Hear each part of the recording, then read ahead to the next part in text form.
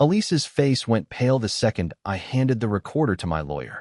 Her hands, always steady in court, twitched just enough to make the judge glance up. She didn't look at me, just stared ahead like that little black device was ticking down the end of her perfect story. My name's Nate. I'm 41 years old, and I live in Ripley, West Virginia. I used to be a Marine, did 2 tours overseas. After I got out, I stuck around the Air National Guard base near Charleston for a few years, just doing maintenance and keeping my head down. That's where I met Elisa. She worked front desk at a dental clinic just off base. She had this smooth voice, good smile, sharp attitude. We got married after a year. I thought she was solid. We built something decent. I opened up a vintage truck restoration shop. Nothing fancy, but people around here know good work. We had a small house with a wraparound porch. 3 years into the marriage, our son Tyler was born. For a while, it felt like things were working. Not perfect, but good. No screaming matches, no cheating, no drugs or booze. Just a family trying to live right. But now she's sitting 10 feet away from me in a courtroom, pretending like I'm some dangerous man she needs protecting from. And I'm watching her hands shake over a goddamn recording. Quick note, before listening, share which city or country you're watching from. Anyway, it didn't start with screaming. It started with rain. Cold, sideways West Virginia rain. That Tuesday, I'd just gotten back early from a parts run out near Morgantown. My crew was finishing a '72 Dodge Power Wagon, and I was ahead of schedule for once. I pulled up the drive, spotted a car I didn't recognize, a sleek black BMW with Maryland plates, just parked like it belonged there. I figured maybe one of Elisa's friends. She'd been going to the gym a lot, said it helped her anxiety. Some new wellness kick. I didn't think twice, until I stepped inside. The house smelled like red wine and expensive cologne. Soft jazz, not country, playing upstairs. 2 wine glasses on the coffee table. Her heels tossed near the stairs. A man's gym bag on the floor. I didn't rush. I already knew. I went up, every step heavier than the last. Bedroom door cracked open. Laughter. Then her voice. Lower, different, intimate in a way I hadn't heard in years. She wasn't surprised to see me. Not really. But the guy sure as hell was. That was the moment the storm kicked in. She wasn't surprised to see me. Not really. But the guy sure as hell was. He scrambled to pull his pants on while Elisa calmly grabbed her robe from the back of the door like this was just another Thursday.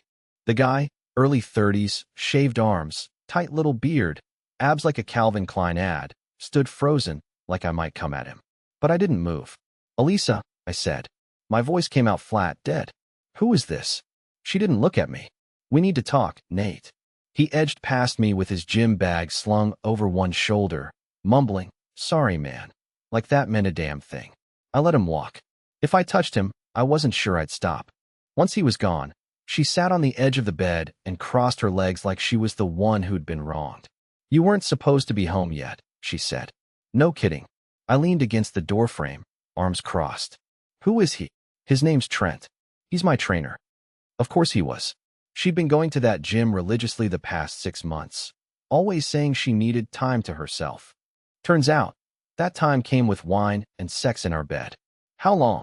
She blinked slowly. Does it matter? I stepped into the room. Yeah, it matters. A few months. You've been cheating on me for months? I felt my jaw tighten. My hands curled into fists without me thinking. I haven't been happy for years, Nate, she said, voice cold and even.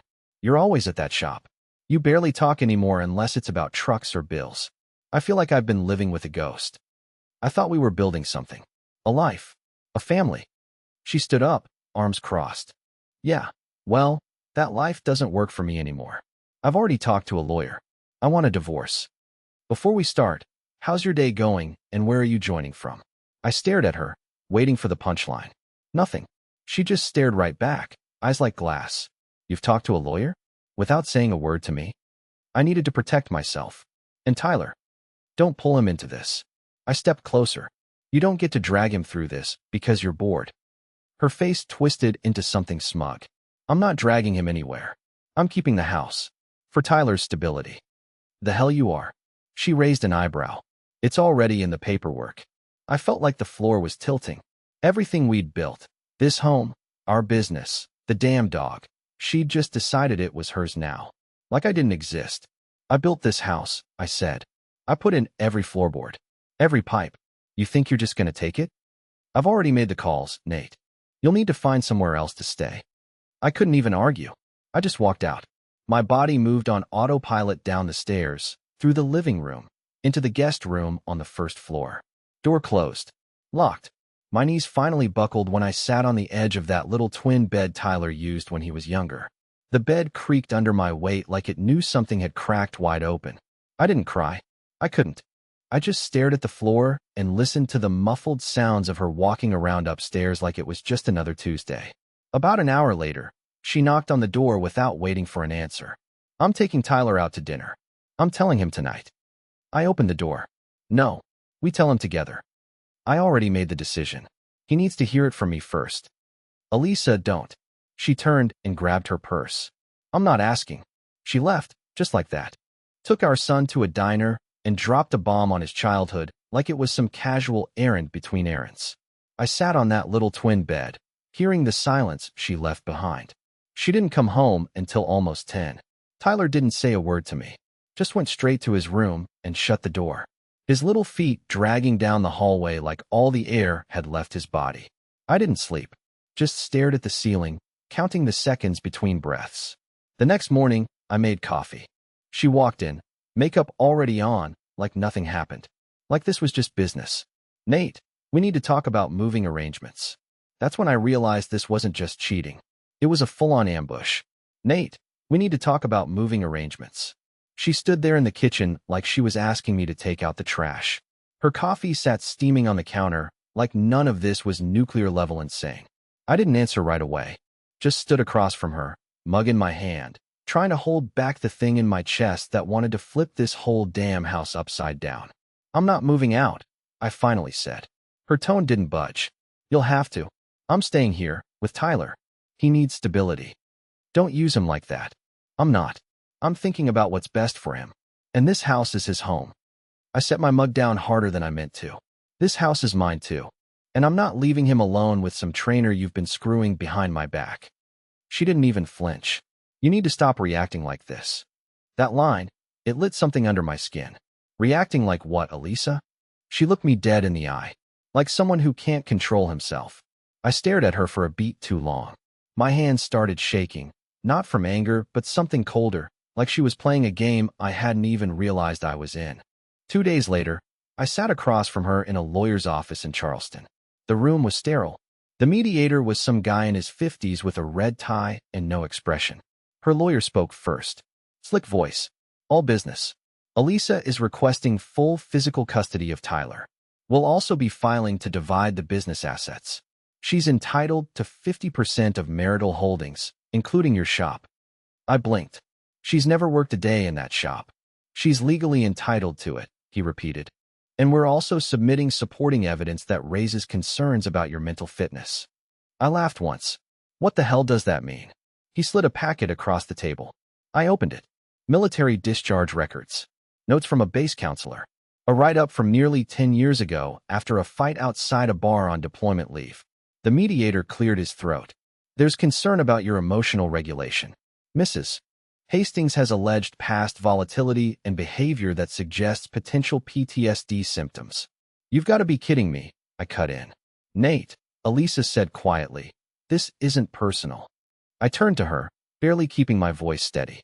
You're accusing me of being unstable. After everything. After years of holding this family together while you were out at spin class, playing house with your boy toy. She looked away like I was embarrassing her. Quick note, before listening, share which city or country you're watching from. I got up and left the room without another word. I didn't need to say anything else. It was clear now, she wasn't just ending our marriage. She was burning the whole thing to the ground and trying to bury me in the ashes. That night, I checked into a cheap motel off the highway. The kind with scratchy sheets, flickering bathroom lights, and a parking lot that smelled like burnt oil and cigarettes.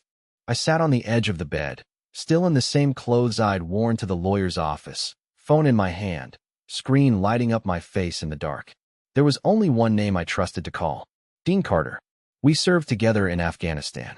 After discharge, he'd gotten into private security, then started doing PI work out of Ohio. Smart guy. Quiet. Loyal. Never forgot a debt. He picked up on the second ring. Haven't heard from you in a while. I need help, I said. And I need it fast. I told him everything. Elisa, Trent, the lawyer, the packet. How she was spinning my service into some unstable war vet sob story just to take Tyler and gut my business. Dean didn't say much while I talked. Just let me vent. When I was done, he said, "All right, I'll be there by noon tomorrow. Don't sign anything. Don't lose your temper. And don't sleep in that motel more than 2 nights. It's probably bugged." I half laughed. "You're paranoid as hell. And you're in a war now, brother. She's not playing fair. You shouldn't either." I leaned back on the pillow, stared up at the stains on the ceiling, and felt something shift. She wanted to make me out to be unstable? Fine. Let's see how she handles me when I'm clear-headed, focused, and pissed off. Next morning, Dean rolled into the motel parking lot in his beat-up Silverado with out-of-state plates and a cooler in the back. He didn't even knock, just let himself in like it was still Kandahar, and we were back on night rotation. He took one look around the room and said, "This place smells like feet and disappointment. Get your shit. We're done here." We set up shop at a buddy's hunting cabin off Route 33.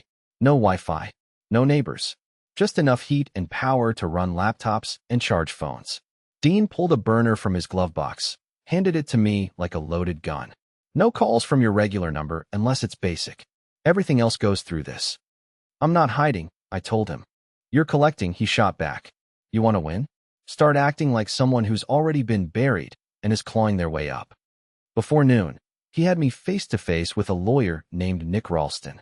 Big guy, combat boots under his slacks. Turns out he used to be a Marine JAG officer. Guy didn't blink once during our meeting. "Elisa's smart," I said, laying it all out. "She's calm, calculated." Nick nodded. "She's also reckless. Cheaters always are." We got to work. Every phone call with her, I logged it.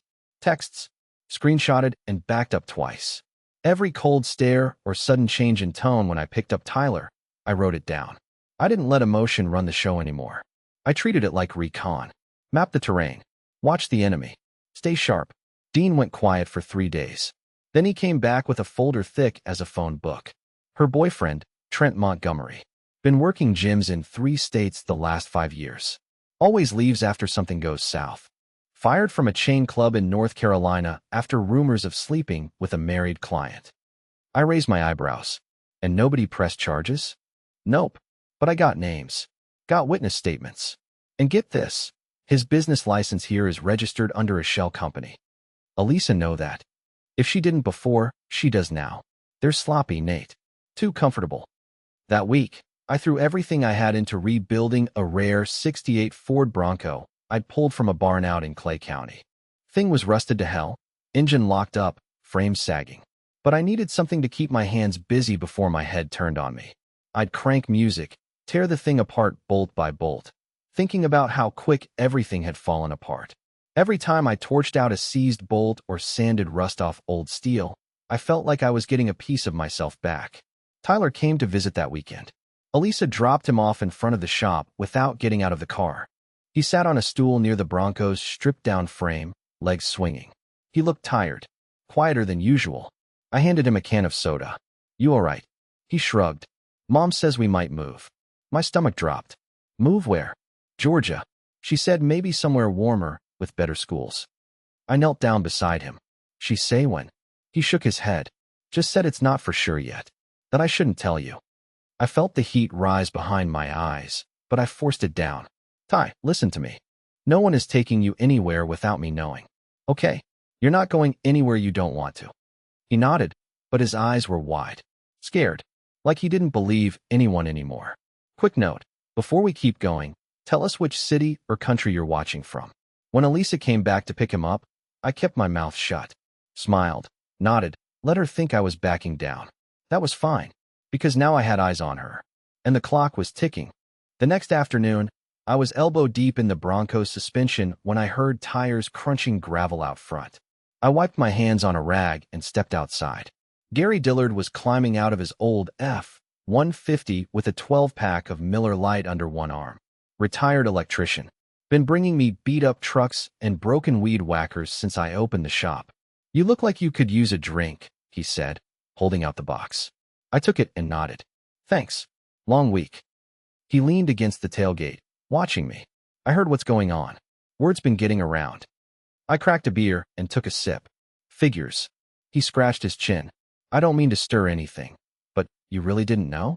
About Elisa and that gym guy? I froze mid-sip. How long you been hearing about it? Few months now.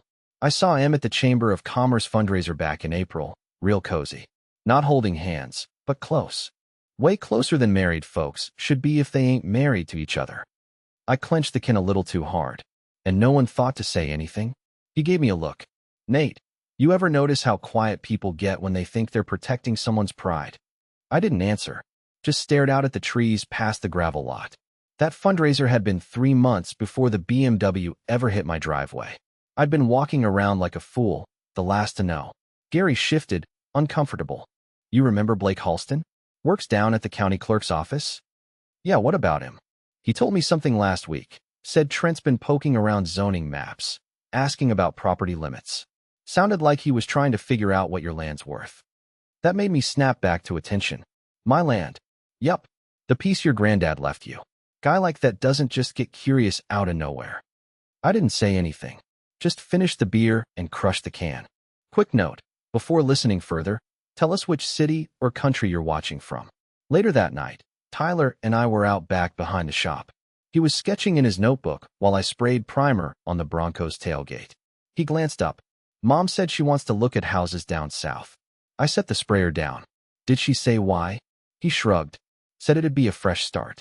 That she's tired of this town and wants something better for us. I knelt beside him. Did she say when? He hesitated. Soon. That word felt like a knife under my ribs. I reached out, resting a hand on his shoulder. Tyler, look at me. He turned, eyes nervous.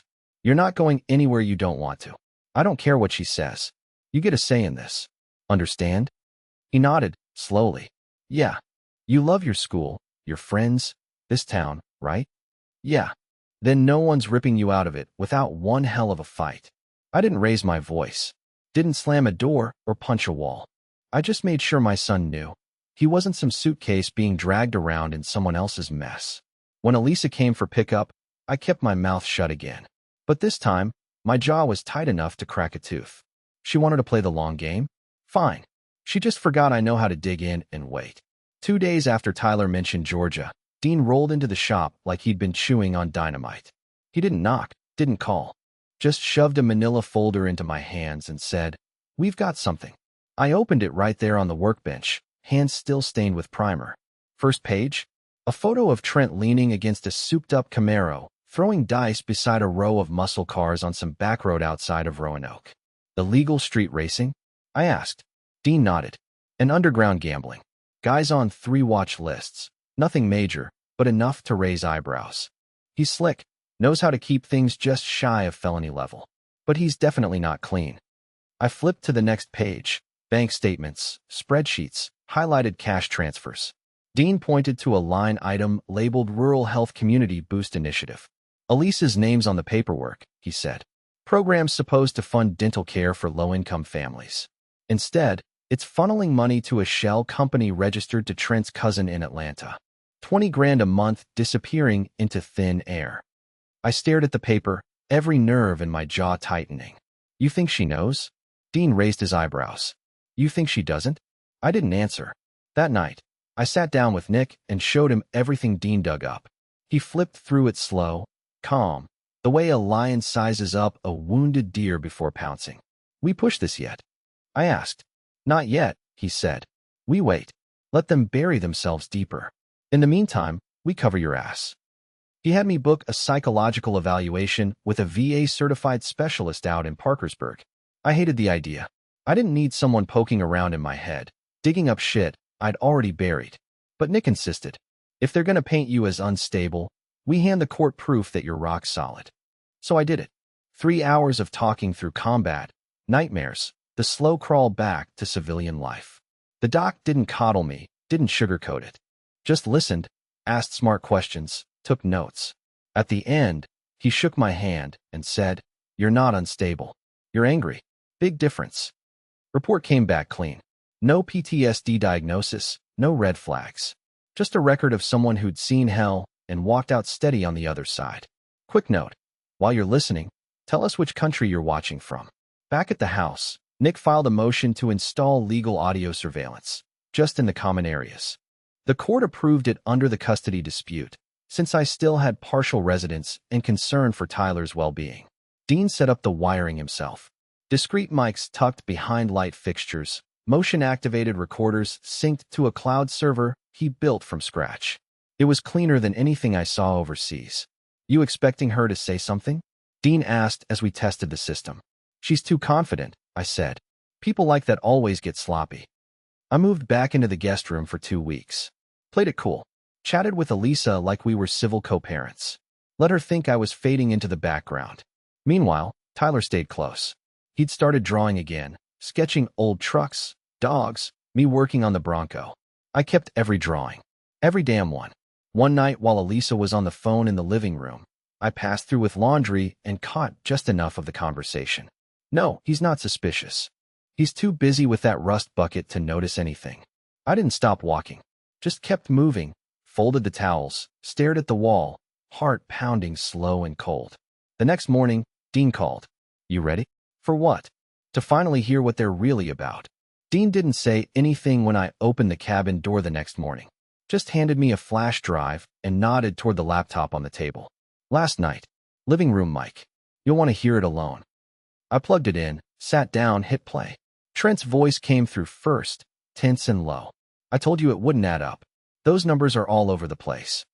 Elisa replied, sharp. "You think I don't know that? I had to shift the allocations last minute. That grant audit wasn't supposed to happen until fall." He groaned. "I said not to touch clinic funds. Now it's messy." "I covered it," she snapped. "Besides, I padded the reports and bumped Nate's old records. Made his mental instability look active. The lawyer won't even blink when they see it." I froze. Rewound. Played it again. "I padded the reports and bumped Nate's old records. Made his mental instability look active." My stomach turned. Trent laughed. "Man, they'll eat that up. PTSD vet, angry ex-husband, toxic masculinity. Check, check, check." Elisa kept going, like it was just logistics. "Once I get full custody, we're filing to sell the house. We'll roll it and the Bronco money into the Georgia property. The land grant should appraise high enough to cover closing." Trent chuckled. "That backwoods plot. What's that even worth?" "Sentimental value," she said. "He won't fight that part if he's too busy chasing custody." Then came the line that cracked something deep in my chest. "We just have to keep the kid calm," Trent muttered. "He's the baggage, not the prize." Elisa didn't argue. I sat there, fists clenched in my lap, blood pounding in my ears. Not because they were after my land or my house. I could rebuild. I could sleep in the shop if I had to. But calling Tyler the baggage? Like he was just a speed bump in their scam? No. I grabbed the flash drive, drove straight to Nick's office. Stormed past the front desk, dropped it on his desk. "Play it." He plugged it in without a word, listened start to finish. When it ended, he leaned back and cracked his knuckles. "All right, now we wait. Quick note. While you're listening, tell us which country you're watching from." "We wait." I said. "We've got them. Right there." She admits to fraud. Manipulating records. Using my service history. Nick nodded, calm as ever. "Exactly. And that's why we don't blow it too early. We introduced this in court, under oath, on record. No chance to spin it or backtrack." I wanted blood. But he was right.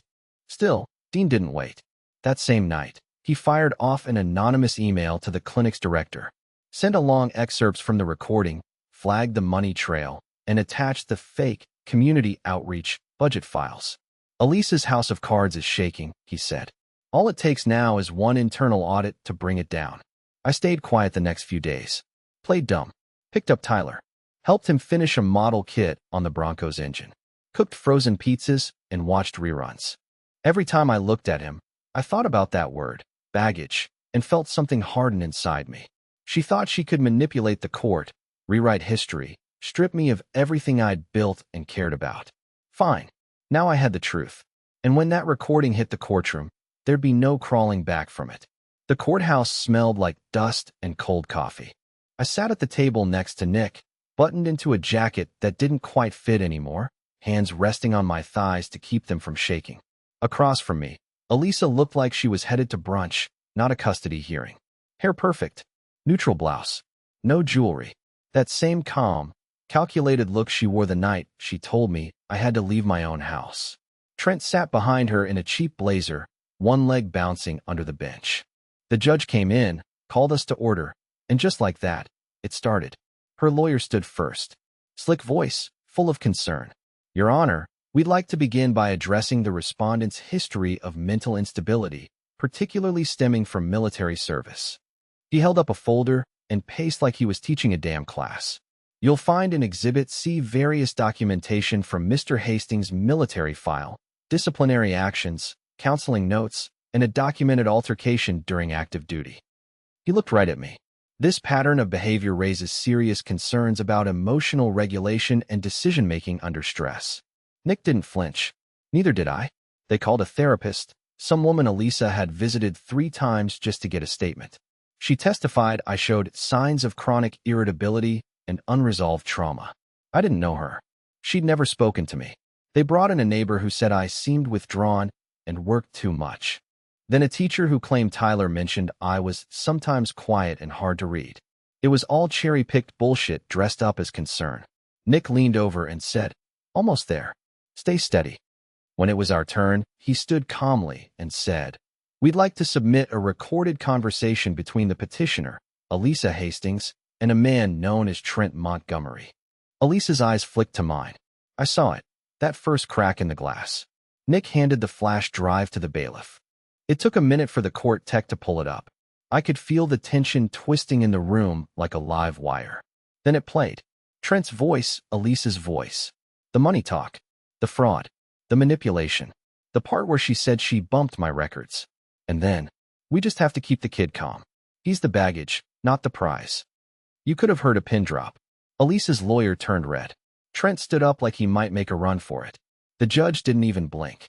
"Sit down, Mr. Montgomery." Trent froze mid-step. The judge looked straight at Elisa. "Do you have any response to that recording, Mrs. Hastings?" Her mouth opened, then closed. No answer. The judge turned to the clerk.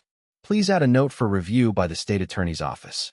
We'll be forwarding all relevant materials for investigation regarding possible financial misconduct and perjury." He turned his focus back to me. "Mr. Hastings, in light of new evidence and your recent psychological evaluation, the court finds no reason to question your fitness as a parent. Full legal and physical custody of Tyler Hastings is hereby granted to you." Quick note. While you're listening, tell us which country you're watching from. Elisa sank in her chair like the air had gone out of her. Her eyes didn't move, didn't even try to speak. Trent muttered something under his breath and got the death stare from the bailiff. The judge kept going. "The issue of property and financial distribution will be tabled pending criminal inquiry. Court is adjourned." The gavel hit. Just once. But it felt like a goddamn thunderclap in my chest. I stood up, walked out slow, head high. No one stopped me. Outside, the sky was cloudy but bright. Air sharp and clean. Dean was waiting near the steps, arms crossed, sunglasses on. He nodded once. "You did it." "No," I said, watching the courthouse door close behind me. "We did." And for the first time in months, I exhaled without feeling like I had to fight for the breath. By the next morning, the whole town knew. I couldn't walk into the gas station without someone slapping me on the back or handing me a free coffee. Maggie, the lady who ran the diner, gave Tyler a milkshake on the house and called me a damn good dad, right in front of a packed lunch crowd. His PE coach came by the shop and dropped off a used weight bench for him. A few of the teachers from Ripley Middle sent over old shop manuals and a stack of auto magazines. Folks I hadn't spoken to in years showed up with casseroles, beers, and offers to babysit. And Tyler? Kid walked a little taller. He started coming by the shop after school every day. We'd work on the Bronco, me handling the heavy stuff, him sketching designs for the paint job, or learning how to torque bolts without stripping threads. He didn't talk much about his mom, and I didn't push. One afternoon, as he was wiping grease off his hands, he looked up and said, "I like it better now. Just us." I didn't know what to say to that, so I just handed him a wrench and said, "You missed a bolt. Quick break. While you're listening, drop a comment with what city or country you're watching from." A few weeks later, Dean sent me a text. Just 3 words. "She's been charged." Turns out, the clinic ran its own audit after Dean's anonymous tip. Between the missing funds, the altered records, and the community health shell game. It didn't take long for the walls to cave in. They turned everything over to the sheriff's office and the DA. Elisa was arrested quietly on a Tuesday morning. She posted bail, of course. Still tried to carry herself like nothing had happened, like the walls weren't closing in. But then her lawyer called me. Said Elisa wanted to talk. One time, before she had to report for sentencing. I thought about saying no. God knows she didn't deserve a damn thing from me. But Tyler had made her something. A little card with a drawing of a truck and the words "be better" scribbled in crayon. Said he didn't want her to forget him. So I agreed. We met outside the courthouse, near the flagpole. She looked different. Smaller somehow. Less polished. No makeup, hair pulled back, hands clenched tight in front of her. I didn't expect you to come, she said. I didn't come for you. She nodded, then looked down. I was stupid. I know that. I wasn't trying to hurt you. You weren't trying not to. She looked up. I just wanted to feel seen. Important. I felt like I disappeared in this life. And Trent made me feel. Don't. I cut her off. Don't make this about feelings. You dragged my name through the dirt. You tried to erase me from my son's life. You used my service record like a weapon. I know. Her voice cracked. I know I don't deserve anything. But I'm still his mom. I pulled the card from my jacket pocket and held it out. He made this for you. That's the only reason I'm standing here. She took it like it was glass. Hands trembling, eyes filling up. I don't forgive you, Elisa. Not even close. But you want to matter? You want to be seen? Then come back someone he can look in the eye without flinching. She nodded once, swallowed hard, and turned to leave. I watched her walk back inside, card clutched tight in her hand. Not broken. Not destroyed. Just stripped bare. I walked back to my truck and drove straight to the shop, where Tyler was already waiting with the Bronco's tailgate open, a fresh sketch taped to the inside. We still had work to do. The next weekend, I took Tyler up to the old hunting cabin, 2 hours out, gravel roads most of the way, deep in the hills where the cell signal dies and the air smells like wet pine. The same property Elisa and Trent thought they'd flip for profit. They probably never even walked it. Tyler sat shotgun, staring out the window with that quiet look he got when his brain was busy. We didn't talk much on the drive. Just listened to the radio and passed a bag of jerky back and forth. When we got there, he helped me gather stones from the creek bed behind the cabin. We stacked them in a circle, dug out a pit, and laid firewood in a pyramid like my dad taught me years back. The flames caught quick. We sat on stumps, roasting hot dogs on metal skewers, wind snapping through the trees like distant thunder. He broke the silence first. Are we going to be okay? I didn't answer right away. Just watched the fire, let it settle in. Then I looked him in the eye and said, yeah, we're more than okay. He nodded once, then leaned against my side, quiet again. 6 months later, the rhythm had returned. The shop was steady. Old clients came back. New ones found their way through the grapevine. I finally finished the Bronco. Tyler helped me pick the paint, navy blue with silver trim. It sold before I even listed it. Tyler was doing better too. Grades up, energy back.